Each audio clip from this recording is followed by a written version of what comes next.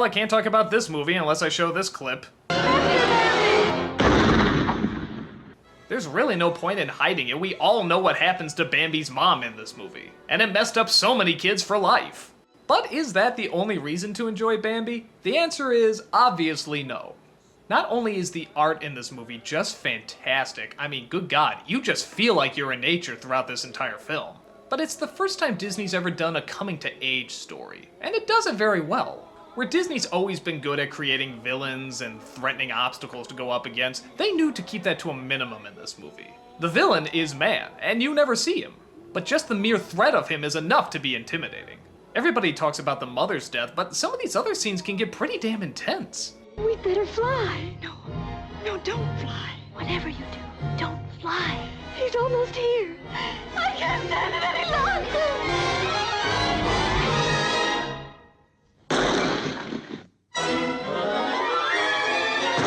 Like most of the early Disney films, it mixes bright and colorful with dark and mommy killing. But let's be honest, it's not the death of the mother that gets us, it's the fact that there was such a strong connection between her and the son. That's why it messes us up. And I also like the fact that the father is almost never around, and when he is, Bambi's almost afraid of him.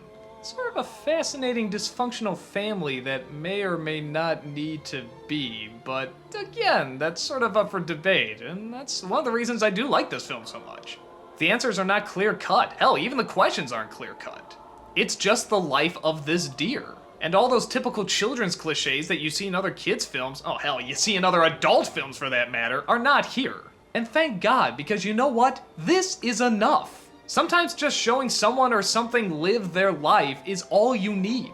Life is interesting. Life has problems. Life doesn't always resolve itself in a clever and poetic way. Life doesn't always have heroes. Life doesn't always have villains. So because of that, as you'd imagine, there's less of an emphasis on story and more on character.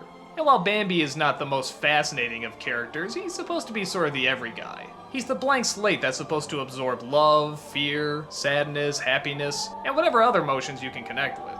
I'd be lying if I said I watched this one a lot. In fact, it's probably one of the Disney films I watch the least, though I do own it. But I definitely respect it more than I do view it. I guess there's only so many cutesy-wootsy scenes I could sit through, but they are done well, and with purpose. The second half is actually where I start to get more interested. I mean, you know, after that scene. I like seeing Bambi grow up, I like seeing what he's become, and I like seeing what he's going to make of himself.